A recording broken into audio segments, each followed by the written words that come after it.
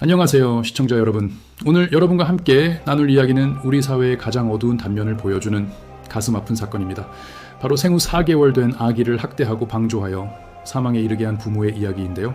이 사건은 단순한 비극을 넘어 우리 모두에게 아동학대 문제에 대한 깊은 성찰과 행동을 요구하고 있습니다. 최근 생후 4개월 된 아이를 학대하고 방조한 혐의로 재판에 넘겨진 부모가 연일 반성문을 제출하고 있다는 소식이 전해졌습니다.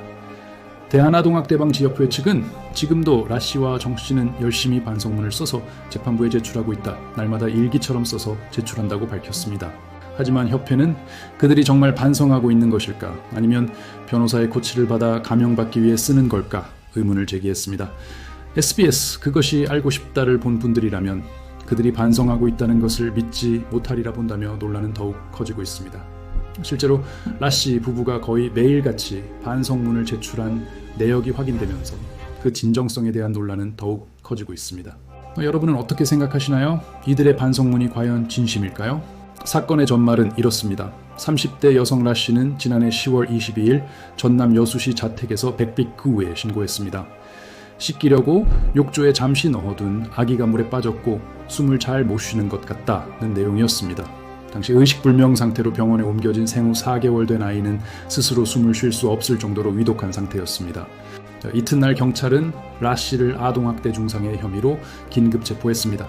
병원 측이 아이 몸에서 멍을 발견하고 학대를 의심했기 때문입니다. 라 씨는 이에 대해 식탁에 부딪힌 것이라고 해명했지만 아이는 나흘 만에 끝내 숨을 거두고 말았습니다. 아이의 죽음 뒤에 숨겨진 잔혹한 진실은 의료진의 증언과 부검 결과로 드러났습니다. 응급수술 의사는 배를 열자마자 피가 쏟아졌다며 외력에 의한 장기 손상 아니고선 불가능한 일이라고 진단했습니다. 부검에 역시 아기가 반복적 외상성 손상에 의해 사망했다고 판단했습니다. 이 작은 생명이 얼마나 큰 고통을 겪었을지 상상조차 하기 어렵습니다. 더욱 충격적인 것은 라 씨의 잔혹한 학대 행위가 약 4,800여 개의 홈캠 영상에 고스란히 담겨 있었다는 사실입니다. 지난달 28일 SBS 그것이 알고 싶다에서는 라 씨가 아이를 발로 밟거나 머리를 거세게 흔들고 수시로 바닥에 내동댕이 치는 홈캠 영상이 공개되어 전 국민의 공분을 샀습니다. 죽어라, 너 같은 것 필요 없다 라고 말하는 라 씨의 음성까지 공개되자 영상을 본 소아과 전문의는 저 상황에서 4개월을 산 게 기적이라며 탄식했습니다.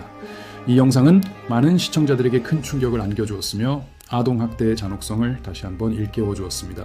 여러분은 이 영상을 보셨을 때 어떤 감정을 느끼셨나요? 검찰 조사 결과 진부 정 씨의 충격적인 행태도 드러났습니다.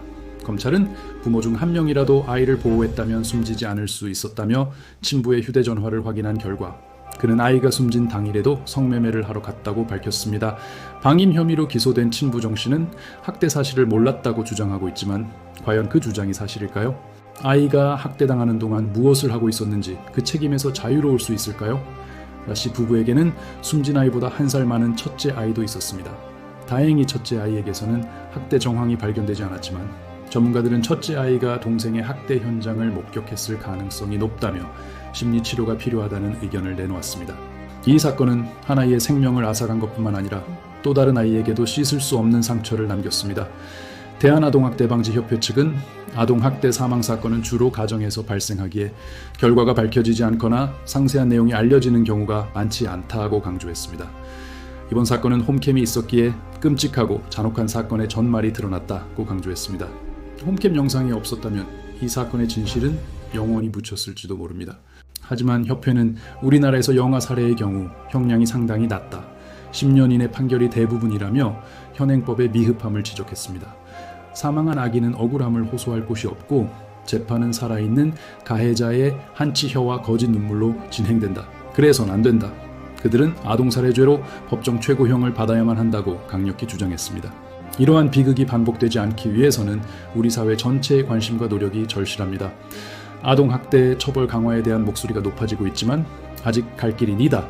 여러분의 작은 관심과 행동이 모여 큰 변화를 만들 수 있습니다. 그저 한숨만 쉬고 안타까워만 한다고 잔혹한 악마들이 엄벌을 받진 않는다는 협회의 말처럼 우리는 행동해야 합니다. 라 씨 부부에 대한 엄벌 진정서 제출에 동참하는 것도 하나의 방법이 될 수 있습니다. 라 씨에 대한 결심 공판은 오는 26일 광주지방법원 순천지원에서 열릴 예정입니다. 이 사건의 재판 과정을 끝까지 지켜보고 정의가 실현될 수 있도록 함께 목소리를 내주십시오. 우리 아이들이 안전하고 행복하게 자랄 수 있는 사회를 만들기 위해 여러분의 지속적인 관심과 참여를 부탁드립니다. 이 영상이 여러분께 작은 울림이 되었기를 바라며 다음에도 더 유익하고 중요한 소식으로 찾아뵙겠습니다. 감사합니다.